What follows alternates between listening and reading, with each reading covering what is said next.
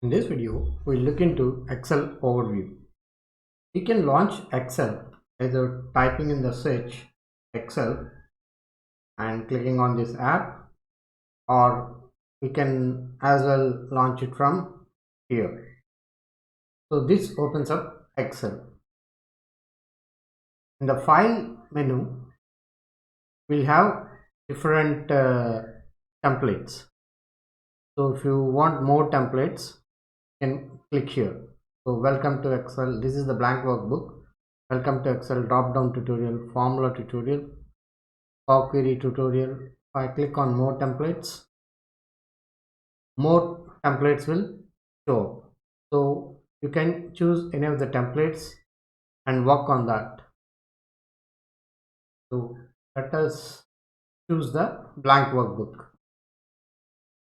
So this is the blank workbook. So it opened the book 2, so I'll close this. So we'll go back to the book 1. Now this is the home tab, this is the insert tab, this is the page layout, this is the formulas, data, review, view, and developer tab. So these are all the tabs, and inside the tabs we'll have these groups. If I click on page layout, you have the themes, page setup, scale to fit, sheet options, arrange. And if I click on formulas, you'll have this group, function library, define, names, formula auditing, calculation. So those are the groups we have inside these tabs, and this whole part is the ribbon. So if I click on home, this is the ribbon. Insert, this is the insert ribbon, this is the page layout ribbon. So inside the ribbon we have those groups, and if we come down here, these are the cells, and if I click here, it shows in the name box, this is the column B and row 1. If I click here, it will show column B and row 5. So these are the cells.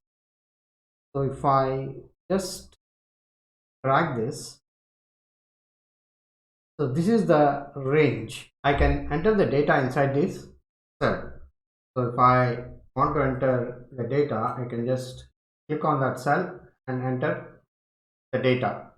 So I entered student here, and if I select that cell and then delete it, the whole value will be deleted.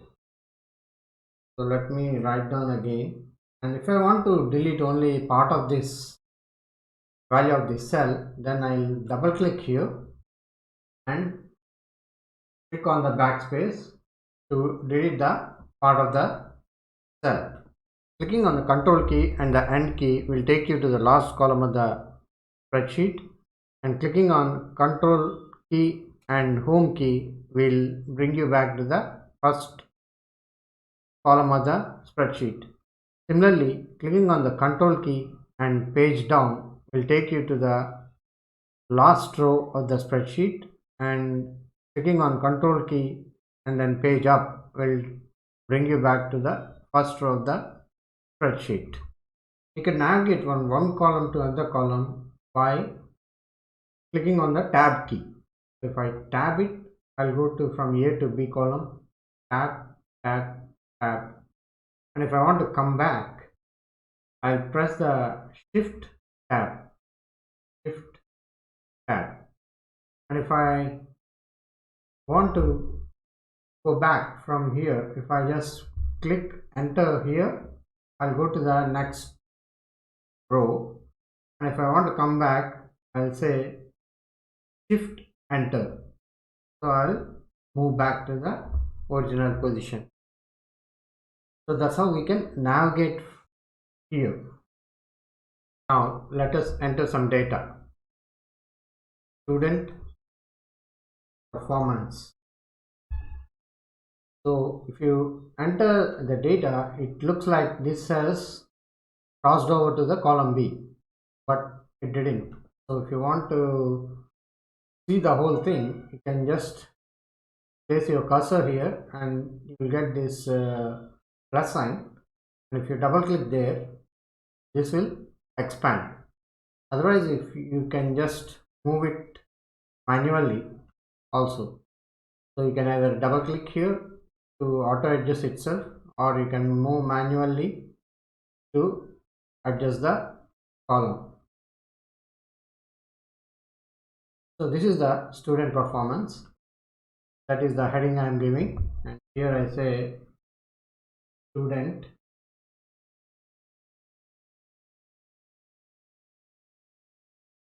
the next column, say subject, then marks. So student A, subject maths 90, student B, subject maths 80. Now we want this student performance header to be spanned over all the three columns.